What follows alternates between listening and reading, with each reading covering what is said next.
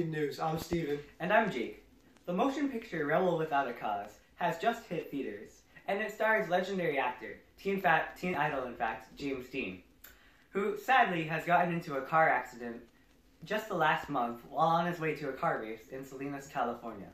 Rebel Without a Cause follows the story of a new kid in town, Jim Stark, who stirs up trouble wherever he goes, no matter how many times his unfortunate family moves to avoid it. He causes trouble with a local girl, Judy, the loner, Plato, the school gang, and the cops. Such a great film. Sad to think such a talented actor passes away at only 24. His other works include East of Eden, as well as numerous commercials for entities such as Pepsi. Another news correspondent, Deacon, is investigating a new addition to our nation. As we reach the end of the decade, we proudly welcome a new area into the bold family of the United States of America. I'm here in Alaska, where earlier this year on January 3rd, Alaska was admitted into the Union by President Eisenhower as a 49th state, after nearly 92 years of being under American ownership. Alaska was originally owned by the Russians. However, due to their failing economy, they made a deal with American Secretary of State William H. Seward for the purchase of Alaska. The purchase of the new state cost the U.S. $7.2 million, or roughly 2 cents per acre. Now back to BuzzFeed News. I'm here with Native Alaskan Ponik. Ponik, how do you feel about this new deal between Alaska and the United States? Honestly, I am afraid. I am afraid what this new government will do to our people, and mainly our land.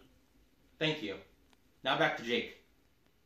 Next up, rock and roll, the new music for a new generation, and then an interview with a talented foreign director.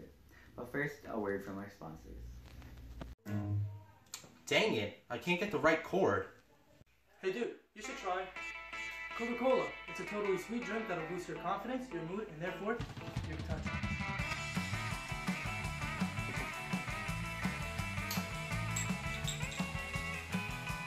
Wow, better.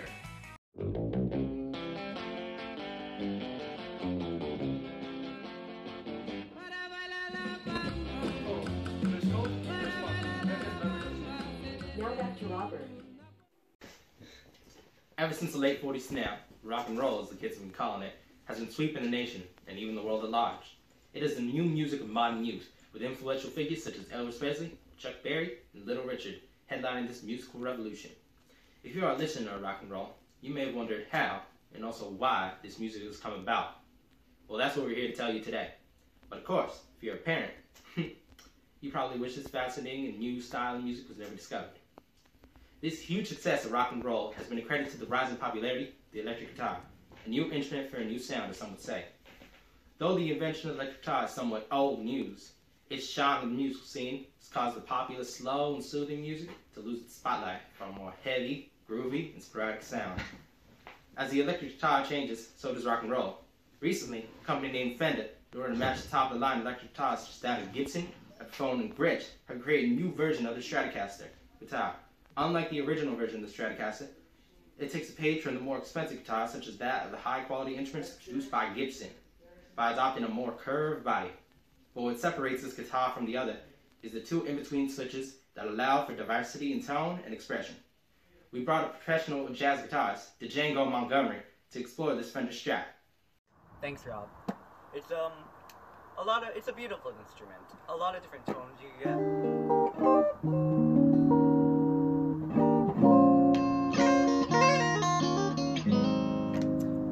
I like it.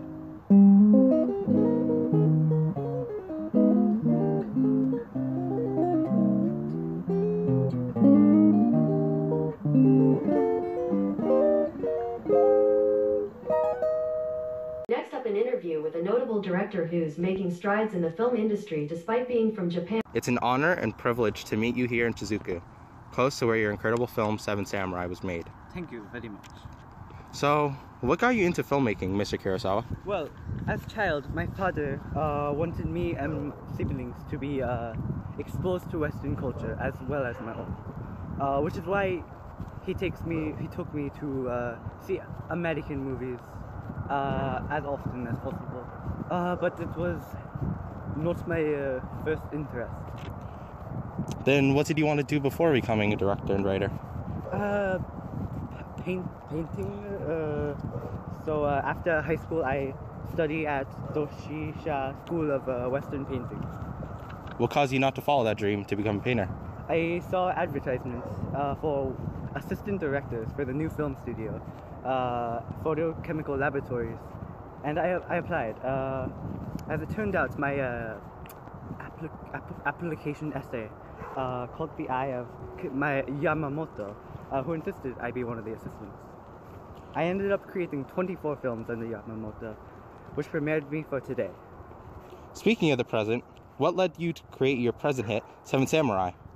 Oh, it's of course due to Japan's history of samurai, but it's also due to my father's ancestry, which can be dated back to the samurai of ancient Japan, which almost makes me feel like I'm writing a biography of ancient ancestors. Wow, how fascinating. Though this is your first film to get such recognition, you made so many other movies. So, how would you describe yourself as a filmmaker? That is a harder question. I try to make my movies so that they do not share the same topic or same plot as my other films, in order to show my diversity as writer and as director. Maybe I know the answer to that question when finish my career. But for now, I'm just writer and director. Thank you for your time. This is BuzzFeed News. Have a good day. Now back to BuzzFeed HQ for a special film review by Gene. Thanks, Lucy. Hitchcock has already proved himself as a genius filmmaker, with American-made hits such as Dial M for Murder, I Confess, Strangers on a Train, for example. He's also made a lot of hits before becoming a Hollywood star, such as The Lady Vanishes. Hitchcock's most recent movie, Rear Window, is no exception. It is incredibly well made and worthy of praise and remembrance. It has an incredible performance from lead James Stewart in a fun role as L.B. Jeffries, as well as fun supporting cast performances from, for example, Grace Kelly. Rear Window delivers. This is the first film that I've seen actually where actress Grace Kelly smokes on screen. Just a fun fact. Anyways, the film works as a thriller, a mystery, and sometimes even an action film. Yet it never loses a sense of fun. I won't spoil anything, but I do recommend this film. Thumbs up. Thanks, Gene. This has been another broadcast of BuzzFeed News. I'm Deacon. And I'm Jake. Have a good day. How high in the moon?